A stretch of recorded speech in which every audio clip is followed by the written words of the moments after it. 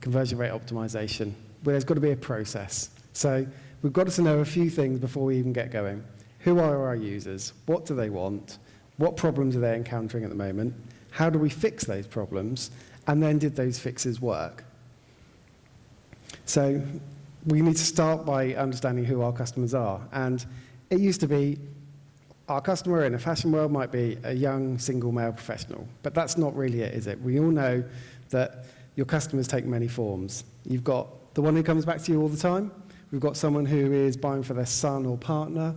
You've got someone who might be completely new to the scene that you're trying to sell in, or someone who might not know your brand, but they know the market. And each one of these people is going to have different kind of needs from what your website does. So you need to kind of understand the demographic, the psychographic, and the behavioral of those customers in the B2C world. When you bring it over to the B2B world, you also need to understand the size of the business that you're selling into.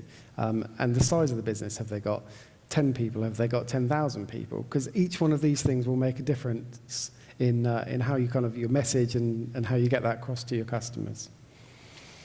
With the digital users, what problems are they suffering from? What are their motivations? Are they looking to go out and buy something straight away? What questions might they have? In a fashion world, you might think, are these going to fit me? What are the returns policy like? What's delivery like? How fast am I going to get it? The other motivations could be, I want to look really good. Actually, therefore, I want something that has been seen on television or been seen by someone who's kind of influential in the world. The state of mind, are they actually going out this weekend, therefore they need it right away? Or is this something that they're looking to do in the future? So when we talk about the cruises that we help P&O cruises sell, some of those are like 2-3 years in the future. So it's not all about getting the sale there and then, it's about understanding sort of the length of that purchase journey. And the touch points, it's not just going to be your website, it's going to be your contact center, it's going to be your social networks, it could be a physical store. So you can't think of a single user taking a single journey, because what they'll actually do is experience your brand in so many different touch points. So you need to be able to define your user needs and find what problems are getting in their way to really help them. Now, how do we start finding those problems? Well, we've sort of got the qualitative and the quantitative. So from the qualitative side, we talk to customers. We ask them kind of questions, surveys, opinions. From the quantitative data, we've got the numbers, the hard data, and the graphs. So starting with the user research, you can go straight into the sort of one-to-one moderated user research. And this could take a couple of forms. It could be, what we have here is, if I see that, this is actually the sort of the user and the moderator, and the people here are from the brand who are kind of watching them whilst the research session is going on, and they're slightly kind of sort of separate from it. Or it could be here where you're actually sort of effectively on top of the user whilst they're using the website. Before you kind of bring users in, you need to make sure that they're representative ones. Representative ones. So you need to make sure that you are, if you're looking to solve problems for those loyal customers, make sure you get a loyal customer in. If you're trying to reach a new market, try and recruit users that are representative to that market. When we start talking about how many do we need, you're kind of thinking anywhere in the sort of the 6 to 12 bit is sort of ideal. So if you had all the time in the world, you would, and all the money, you'd recruit as many people as you could, and you'd ask them all 100 questions, and you'd get so much data, but a lot of it would be repeated. So the good analogy with this is actually if you had a dark hotel room and you pick 6 people in it, and there were holes in the floor, you shove 6 people in, you're going to fill quite a few holes. Then you shove another 6 people in on top of them, and they'll start to sort of, they'll walk over the filled holes, and you might fill a couple more. So Within sort of 6 to 12, we'll often find that you can fix a lot of the, or understand a lot of the problems that your representative users are having. You need to make sure that you're giving them a representative task. So rather than just saying, go and get a coat, go and buy a coat, you kind of need to help them understand what sort of, what will your customer actually be looking to do. So ask them to go and find a new pair of going out trousers. It's an important event. Get the correct size for yourself and a price range that you're happy to be comfortable with spending. Another way of looking at that would be, imagine you're going on holiday to a very cold place. It's got to match what you're already wearing, and it's not got to scale when you get to check out and see it cost £1,000. And then the important thing, you've got to shut up. It's very difficult, but you need to let the users do the talking. Because if you kind of start biasing them, it's not going to help you. So you need to make them feel at ease. You need to put them in a nice, tidy, comfortable room. And create a rapport with them, have a conversation with them before you start. And don't ask leading questions. So don't ask, did you like that jacket? Did you find this frustrating? What do you think about the blue jacket? It's got to be open questions and not questions that have a single yes or no answer. You've also got to practice your questions beforehand and get out your poker face, because if someone says, I really don't like this feature that you've just created and it's spent you 6 months to do, you've got to not show that. You've got to understand, you've got to take the opinions that they've had and try and understand why they might be having that opinion. This example was, someone was asking the Beatles, how has success changed your life? Yes. Like, that's not helpful. That's not the sort of conversation that you want to have with your customers. Survey-wise can be done a number of ways. So you can look at sort of the traditional ones that are Net Promoter Score and a System Usability Score. So you may well have heard of Net Promoter Score, and it does have its detractors, but it's a very kind of well-known sort of 0 to 10 scoring system of would you recommend our brand to your customers, where 1 to 6 they are seen as a detractor, 7 and 8 are passive, and 9 and 10 are promoters of your business. Over time, this can really help sort of track whether you are sort of doing things in the right way or the wrong way. The system usability score comes from a slightly more systems background, and I think it was 1986 that it was first thought of.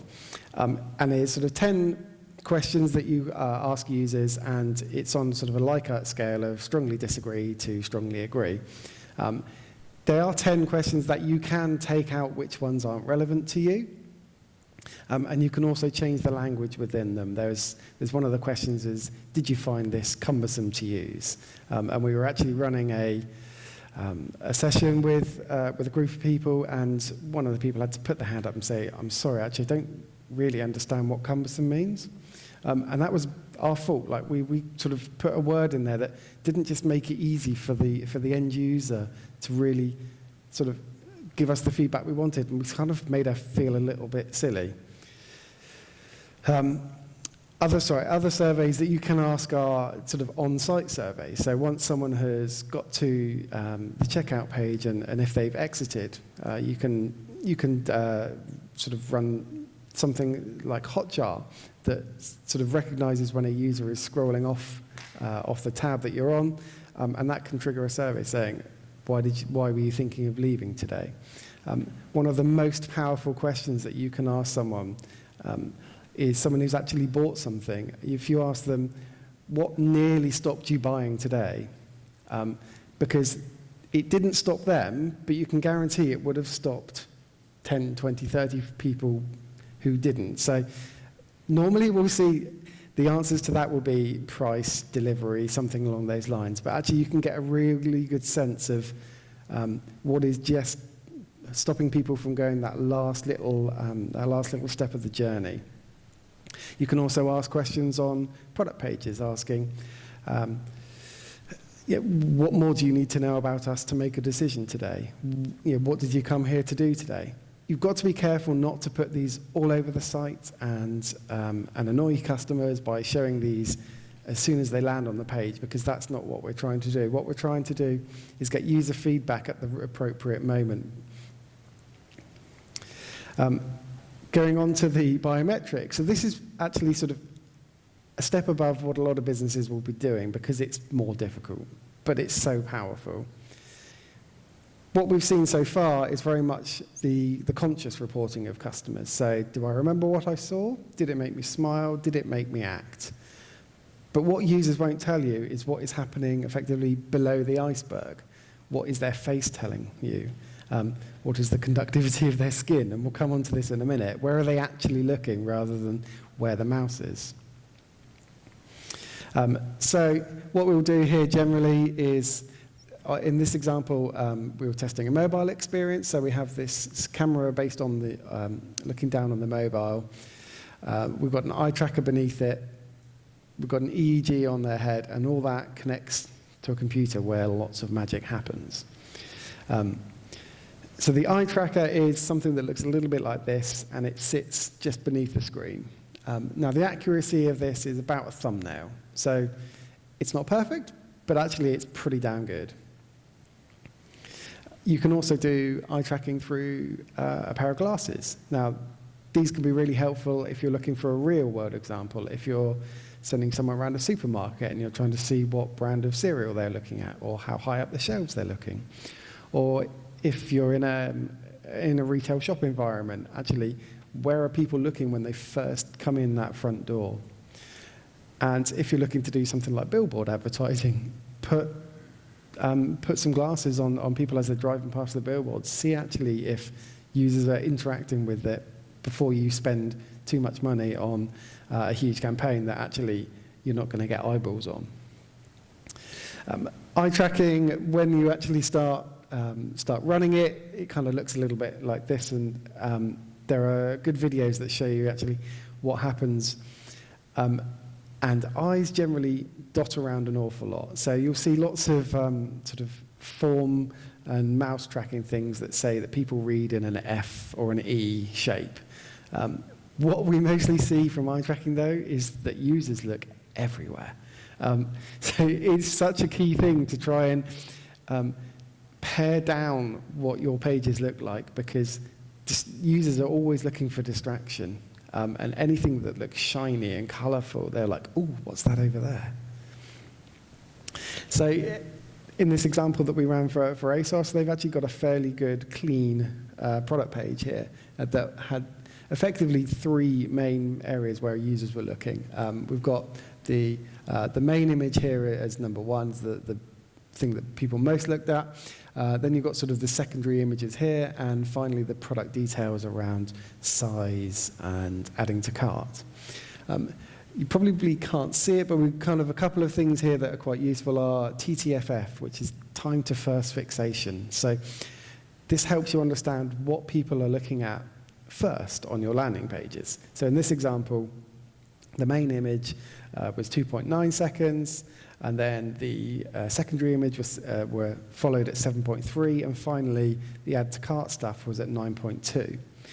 But we run this for the rest of the page as well, and then you really start to see how important sort of the product or the design hierarchy of your page can be. Within there, you also see how many times users are revisiting parts of your product page, which, when you start pulling out into graphs like this, which I appreciate may not be the clearest, but kind of what we see here in green, this is the amount of time that users are revisiting, and this is a product image. So as users are looking at the products, they keep on going back to the image. Do I still like it? Let's have another look. On the far right is the wish list. So users didn't really revisit it at all. And they're also, the blue one being the time to first fixation, it was the sort of the least important thing for them to look at first. Then what we also see is delivery. It took them a long time to see it first, but then actually they start revisiting it. Again, this shows that when you first land on a product page, you're not that worried by delivery. You want to see the image. But once you're happy that it's time to make the decision to purchase this, I'm now worried about delivery. And you can see that people start revisiting those elements. This was going to be a playable example of eye tracking versus mouse tracking. What we generally see are three different routes that you'll take. Some users won't move the mouse at all. And in those scenarios, eye tracking is great and mouse tracking doesn't work at all because all you see is this static page. Then you kind of get the users who will diligently follow every single word with their mouse, and actually they're really useful because you can see that a user is sort of diligently following the site like that. But what we generally see is a delay of, say, 1 to 3 seconds from the eye for the mouse to follow. Galvanic skin response sounds really terrifying, and it measures the sweat in your hands. But we're not talking like buckets of sweat. We're talking sort of micro changes in a user's state as to how they're feeling when they are looking at a page. So it's done with this sort of watch size piece of equipment here. It isn't natural. We appreciate that. But if you can kind of get someone to put it on as soon as they enter the testing room, and then you start, like we say, have that rapport with them. After 5 minutes or so, it doesn't even feel like it's on. So we do find that it isn't something that you're like, oh, it's not there. It's not like lifelike experience, therefore I don't believe it. What that pulls out are graphs such as this. Now, in this example, this was our MD playing a computer game. So you sort of see spikes and falls. In this example, he was playing like a shooting game, and at these points, he was killed. So you can see the reaction in his skin tone, in his skin response as he was playing the game, has these sort of real peaks and troughs. And so what we're looking to do in an e-commerce perspective is see what's triggering users to have those sort of experiences. With facial expression analysis, there's, I think, 33 elements on a human's face that we start checking. And this is two of the guys, Maggie and John from our office, being our helpful models. And we can then track whether people are smiling, frowning, scowling, whatever it may be. It's a trained AI model from 7.5 million faces, so it's pretty good at seeing things such as like joy, or anger, or surprise.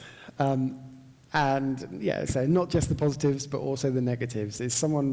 Fear isn't a very nice thing to have on a website, but there might be something within there that is making a customer fear sort of the experience that they're having.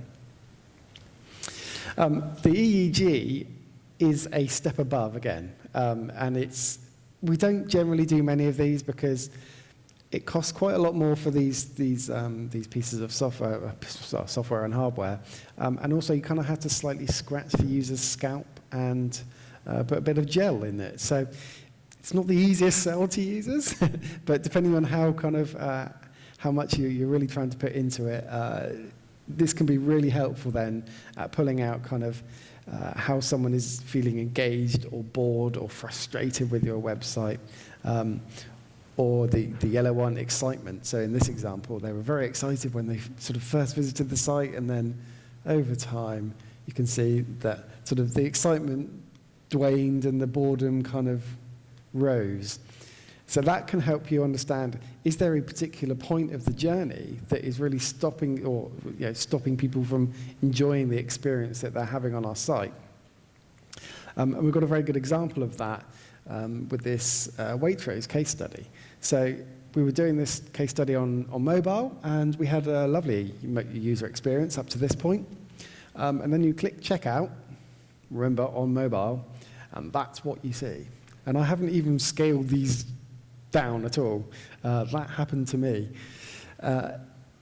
It's a great mobile experience, and then it's utter trash. And what this then shows is that when we go back to the system usability score that we talked about earlier, Waitrose performed really poorly because we asked them afterwards, did you find it easy to use, and the other questions, and they were like, no, I didn't. It was horrible. But that's not what the emotion told us from the previous tests. That actually Waitrose had more positive time spent on their site than negative. So what happened? Because users are saying they don't like it, but their expression is telling us something different. And the reason for that is in this journey from sort of start at the top to finish at the bottom, they had such a poor experience at the end that it tainted the view of the good experience they had leading up to that point. So that kind of really shows in this example where they need to start looking at sort of improving their journey, because the negativity bias is the notion that something's bad has happened to me towards the end of that journey, and that's going to have a greater effect on my state of mind than all the good stuff that's happened beforehand. There are so many sort of biases out there that I think are well worth looking into. There's an excellent book as well from a lady called Natalie Nahai called the Webs of Influence, and the psychology of users and the biases of what they're doing is so important, and something you can really take away and start trying to understand how you can use that in your brand. Be aware there are so many that one type of bias might sort of clash against another, but if you start sort of following a few of them, you'll see a real positive impact on your sort of terminology and what you're doing online. When we start talking about the quantitative analytics, I could probably do a whole talk on this on its own. I've been in sort of analytics for longer than I care to remember, and it is so important to dig into the detail within analytics. It's very nice to be able to go into a trading meeting on a Monday or a Tuesday and go, yep, our conversion rate last week was 3.1, and that's up 10% on last year. Aren't we doing brilliantly? But that is masking what is really happening beneath the surface. You need to kind of identify the kind of the core customer journeys through things such as this or the enhanced e-commerce, where you can really still drill down as to, in this example, this is the cart adding to checkout and then putting your address details, billing details, review, and purchase. Is there something in here that has changed significantly from last week or last year? Or, more likely, and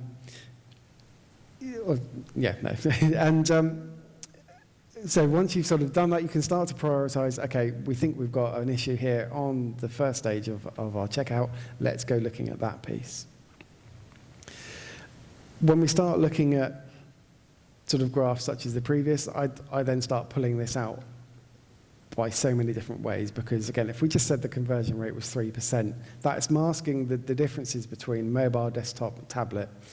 That's even masking the differences between an iPhone SE and an iPhone 10. They are completely different mobile experiences, but if we just say, oh yeah, iPhones are converting at 2%, that's completely missing the point. You need to understand what is happening on particular devices. I've now kind of got my own mini device lab at my with as many different old devices that I can find, just to see, is this experience still good on something that I may have a relatively modern phone, but if we're selling to a slightly older clientele, it's more likely that they haven't upgraded their phone in a couple of years, and they could still be on something a little bit older or smaller. Don't just think, oh, no one uses IE anymore. Well, I bet you a lot of customers do still use IE, especially if they're on a corporate machine at work at lunchtime. Don't just say, oh, our users don't use Macs. Like, you kind of got to really understand the size of the opportunity of where your customers are actually interacting with your brand. Within enhanced e-commerce in Google Analytics, you can really start to pull out the add to cart ratios for individual products. So you can then start comparing your shoes versus your jumpers. Is there something that is on one of those journeys that isn't converting well compared to the other one? if you're looking at a product list page. You can then also start to see what position within that product list page is getting the most click-throughs. So do we need to really we've got these sale items, we want to bring these up to the position 1, 2, and 3 because we know actually they get sort of 10% more visibility than everything else. Going slightly deeper, you can then, if you've got form fields on your site, you can track how long it takes people to click into a field, or how many times it might take them to change it. What we often see is autocorrect is sort of on by default, and then you see a mobile user having to go back and change their name because their phone has autocorrected it, and it's so frustrating for users that if you can really start to see how many times users are revisiting fields within any forms on your website, you really improve the experience. And scroll depth can also help understand how far down a page people are really engaging with you. Do you need a super long homepage just because everyone in the business wants their piece of the homepage? Scroll tracking can really help you say, look, 90% of people don't get below the fold, therefore let's really just use that piece to really get our main message across. Session recording can feel slightly creepy at first. This is watching users' real sessions back. So it's all anonymized. You can't see any data from them. But it's so useful to be able to say, actually, we think there's a problem in our checkout because the conversion rate's really fallen on Chrome browsers. You can filter this to just go and look at Chrome browsers who reached the checkout but didn't reach order confirmation page. And you can then start seeing, did they have problems with a particular form field? You can get very overwhelmed with data if you've got 10, 20, 30,000 people visiting your site every day, month, or so. But if you filter it, like I just said, to a specific problem that you've identified, this can really help legitimize that there's something there that needs fixing. Mouse tracking, we sort of talked a little bit about the mouse versus eye tracking. The good thing about mouse tracking is it is sort of baked into these systems that do things such as session recording anyway. It can be where they've moved the mouse, and it can also be where they've clicked.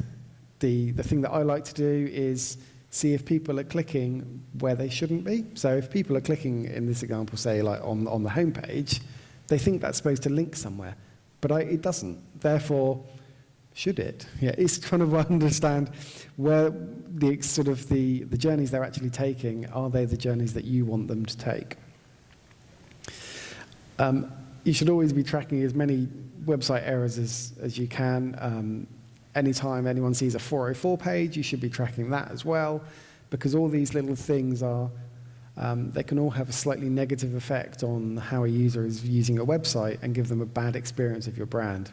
If you start tracking them, you can fix them, and it often has a much sort of bigger uplift than any sort of CRO can handle. If you can, you want to get an expert, and you'll often be too close to your own brand, to your own website.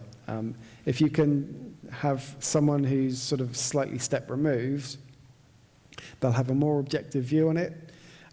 They need to understand about usability, information architecture, and conversion and user flows. So this expert audit is very much, it's going to that next level. It's taking it away from the user research and really giving it to someone who understands how a website should be built. From all the sort of the qualitative and the quantitative that we've talked up to now, we should now have an almighty list of problems. So where do we start? We need to kind of put this into some kind of prioritization list. If this was an example of a normal journey from homepage through to payment, and we've identified from analytics and from users that we've got a bit of a problem on the product, the cart, and the payment, that's really where we should be sending our focus. Yes, users also said they didn't quite understand the home page or the category page, But if the data isn't sort of backing up that user thing, let's come back to that. Let's focus on the bits where we've got the most data that tells us that we've got the most problems. So with the product, it might be some analytics. With the cart, we may have some analytics and some self-reported, and it was brought up in the UX audit. With the payment, actually, we've got all of those, plus we did the biometric testing that says there's a problem there. We've got the most data here in the payment section, so that's really where we probably should be looking. So now we know our problem areas, and we sort of want to know how should it look. Well, there's going to be best practice that you can always look at, but best practice doesn't necessarily mean it's the best, it just means it's the most common practice, so be a little bit careful. But Google did recently release a number of, I think they call them UX playbooks for a number of different genres, including kind of e-commerce and mobile, and I think there was an autos one. They're very useful to get a very good overview of what's out there. There's also websites. There's a really good one called goodui.org. It is a paid-for solution, but there is a little bit of free content there as well, and that can give you some really good insight into what your cart page should look like. Have a look at your competitors, but don't take it as read that they know what they're doing either. But it is useful to see the terminology that they're using and the journey that they're putting customers on. Is it significantly shorter or longer than yours? From all your feedback, there will be some user suggestions. Take it with a little bit of a pinch of salt. Don't, because they probably don't necessarily have the sort of the website and UX understanding, but it certainly can go into the mixer. And then from your internal business, no one really knows your business better than sort of those who work in it. Again, they're not necessarily going to know the ins and outs of the process that you've taken, but there can certainly be some good insights from bringing the business along for the ride, and it kind of helps with the buy-in as well. If you can start to run some lunchtime sort of demonstrations of what it is you're trying to do, you'll often find that people really buy into that because it's something tangible that they see. Like if they see something that they suggested on the website, they'll be like, great, yeah, I've helped that.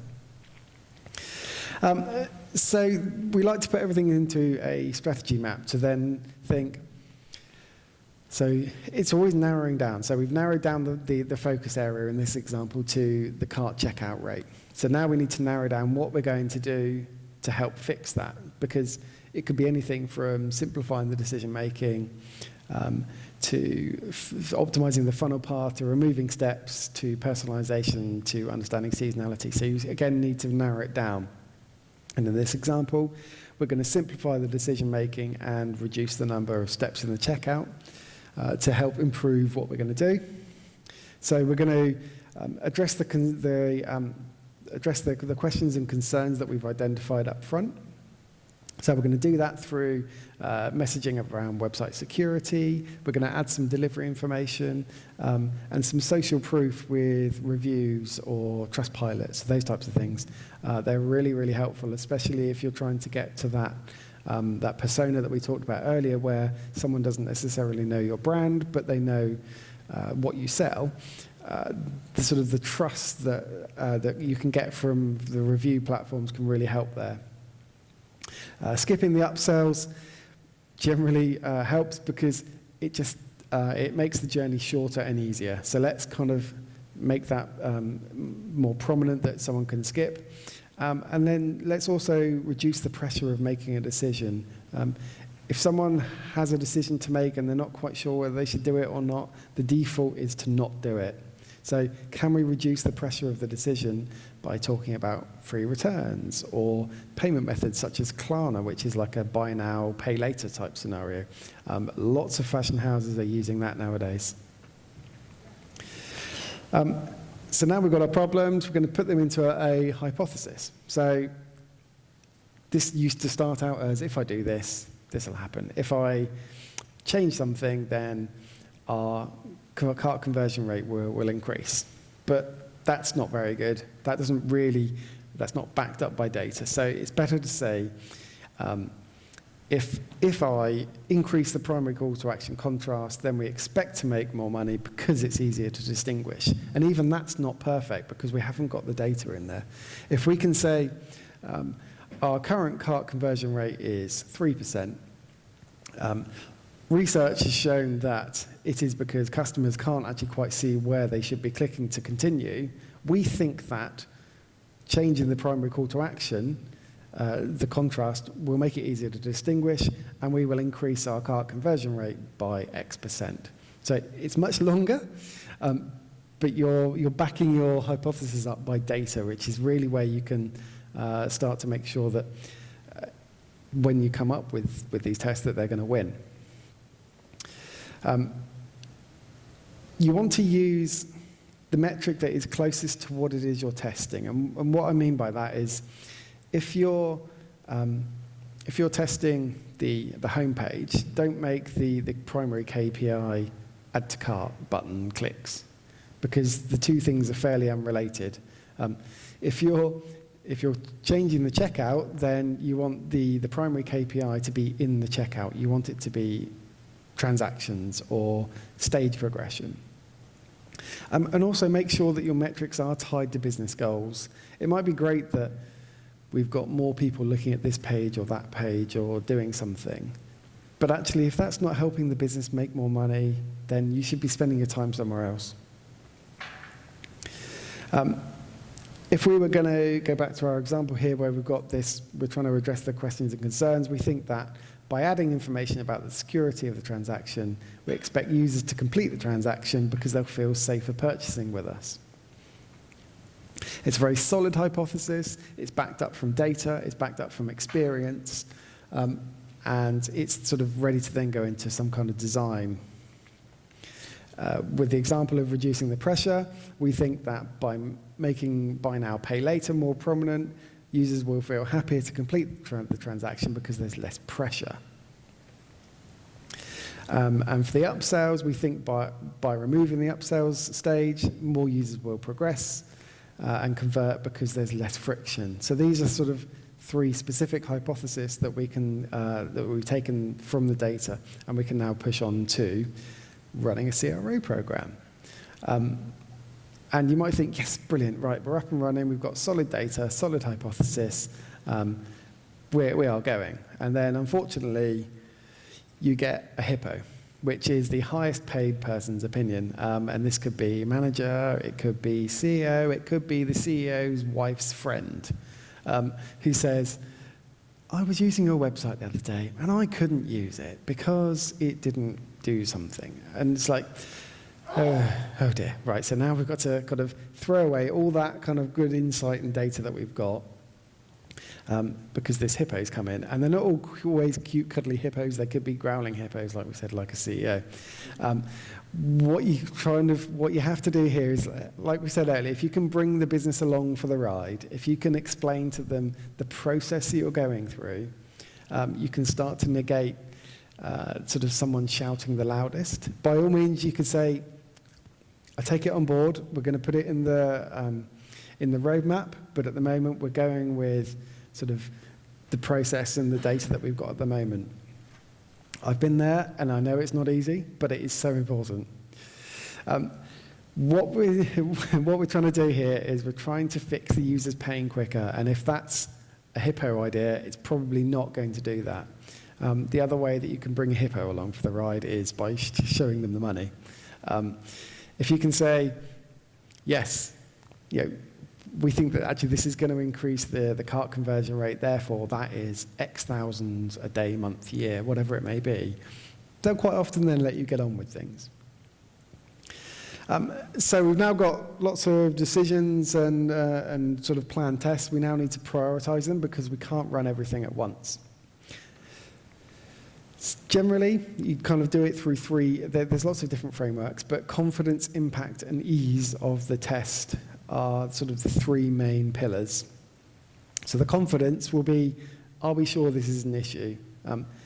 Do we think that actually we've got enough data that this is a problem? Or, like we said earlier, is this from someone's opinion? Do we think that actually what we're sort of suggesting here is going to solve a customer pain problem. If we're talking about a homepage banner, that's a nice to have, but it's certainly not something that maybe necessarily came up in what we were, our research and our insight that we did earlier. But also, is it on a high traffic area of the site? If we're looking to optimize the contact us page, is that really necessary? Is that helping your business make more money? What's going to be the return on investment of a page such as that over something on your core customer journey?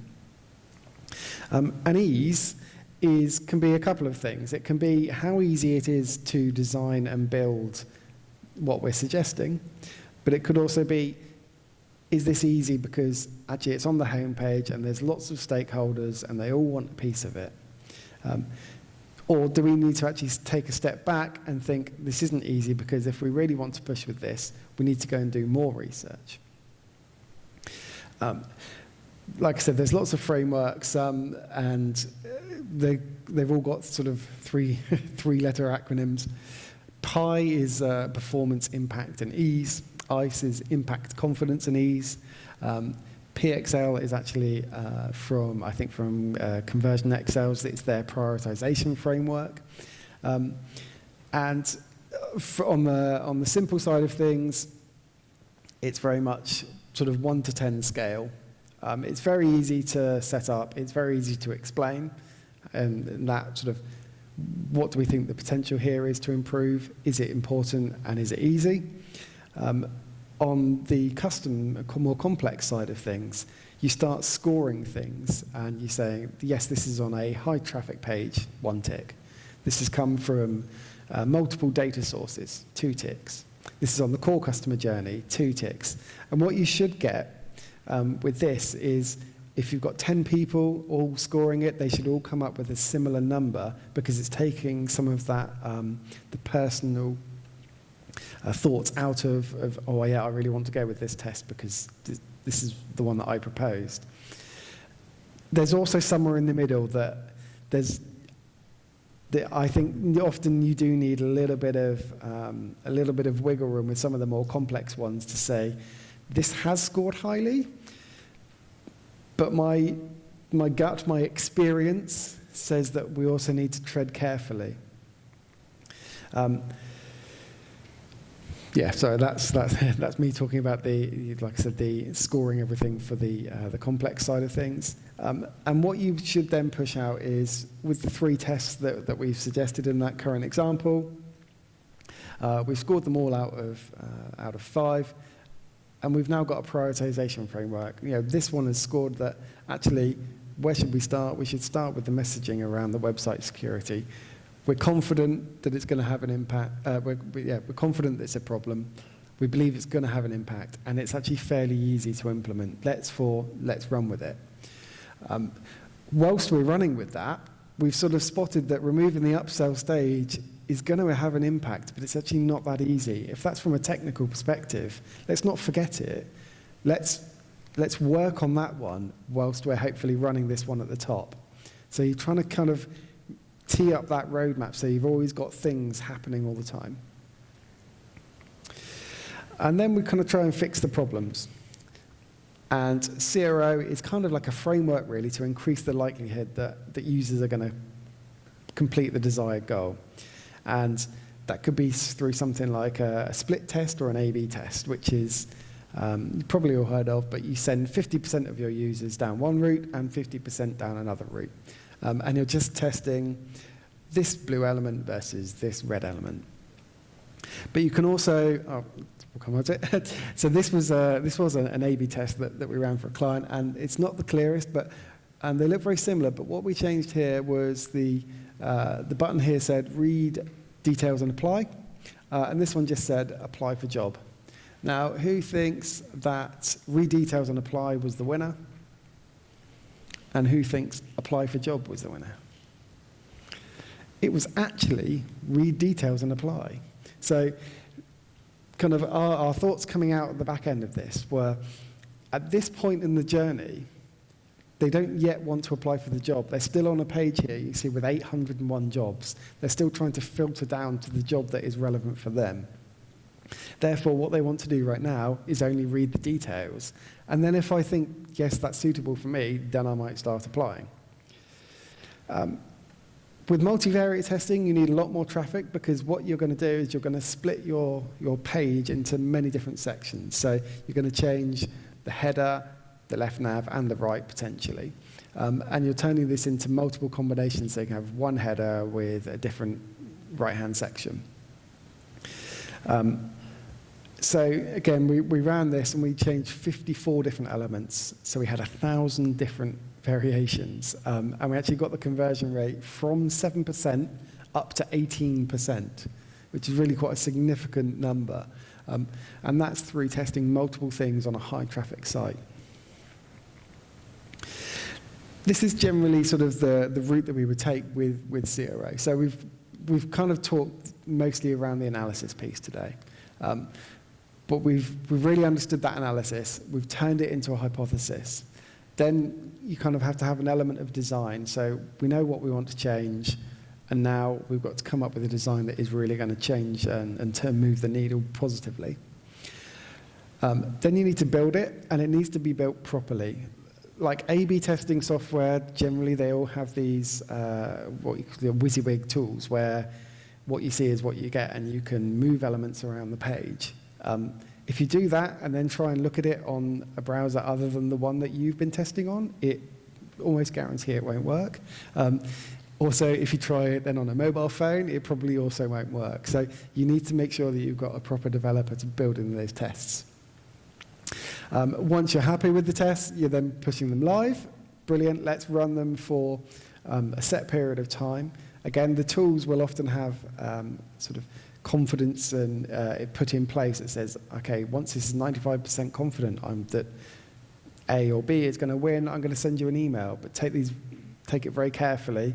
You need to make sure that you have enough data that what you're seeing is believable. So make sure you run it for at least 2 business cycles, and preferably more. So for many businesses, that will be a week. But if you say in payday loans, then your business cycles are likely a month. You also need to make sure that you've got a couple of hundred conversions on each variation. Otherwise, if you've got only 10 and 15, you could make the call that, oh yeah, the one that had 15 won, but the numbers are so small that they can be skewed very easily. And then once we've pushed things live, we then go back into the analysis phase. So if it wins, boom.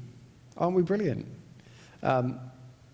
If it didn't win, oh my God, I'm going to get fired.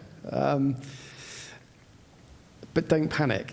If it lost, there's generally a reason why, and the analysis phase can help you. It's often the best way to term a failed experiment actually is a bullet dodged. We were thinking of implementing this, but actually we tested it before we put it live, and we realized that that has saved us £500,000 because we haven't changed the element or the design of this page. Make sure you share this around the business. Again, bring them along for the ride. Explain to them that you're learning, and you should be learning. If it failed, there's got to be a reason why. Then understanding the business impact, you've got to make sure you do that. You've got to innovate on the user experience. So here are some patterns that work most of the time. Less form fields, there's less for users to fill in. But more form fields also works. And what this is there's times where less works and there's times that more works. You just have to understand the customer journey that you're on. Progressive fields often helps. It's easier to get a small sort of micro conversion from a user to start the journey, and they are more likely to continue the journey because they've already started it. Removing gift codes. How many times have you seen on a checkout page, enter your coupon code? I didn't have one, but now I'm going to go and try and find one. If you're going to have this, have it slightly earlier in the journey at the basket, and don't have a great big box. Have sort of a text field that says, do you have a coupon code? Click here, and that opens the box. USP bars are so important because they allow you to get across to your users a couple of key pieces of information, generally as soon as they land on the page, on every page, because you have it under the header there. It could be that you've got free shipping, or you've got a sale on, or you've got 2 free samples if you order today. Personalization is very tricky, but if you can start to understand users' names, it certainly helps. You capture the username whilst they're signing up. You then have it to use in emails. Hello, Richard. Here's something amazing for you. Even better if they know my name and actually they know that I'm interested in men's clothes over women's clothes. It's not easy, like I say, because I could be buying for my wife or vice versa, but it certainly starts helping you understand and improve the journey, the experience that a user will have with you. So I mentioned it earlier, goodui.org is a very good place to capture lots of these. So in summary, we would say you have to know who your users are before you can do anything. You've got to find out what problems they have. If you can then turn that into tests that you can fix those problems, and at the end of it, you've got to learn and share your results with the rest of the business. Thank you very much. So if you want to get in touch with us, you can on our Twitter or our email address. Shelley, our marketing director, will be here again tomorrow, all tomorrow. So feel free to catch up with her as well. Thank you very much. Do you have any questions? The chat box is coming your way. Oh, sorry. Hi, that was great, really interesting, thank you. Loads of data. Earlier on, you were saying about how people don't look at necessarily an F shape or an E shape, but they look everywhere on the website. Mm-hmm. Could that be related to the fact that they're being tested? Yes, it could be, but actually, I think it's one of those unconscious things. So actually, as you're looking at a site, because particularly with the eye tracking, it's under the screen, that's not necessarily something that's on their face. So it's not too far away from a normal experience, because I'm just looking at the screen in front of me using a mouse or whatever it may be. So yes, it could be, but actually we've run these tests so many times that actually we're confident that users are doing that rather than going left, right. And there's certainly, maybe if you're on a news website, there probably is more of an F shape, actually, because that's how users are used to reading. But particularly on a product page where you've got images, some details here, maybe a video, there's lots of things distracting the user potentially. Thank you. Any other questions?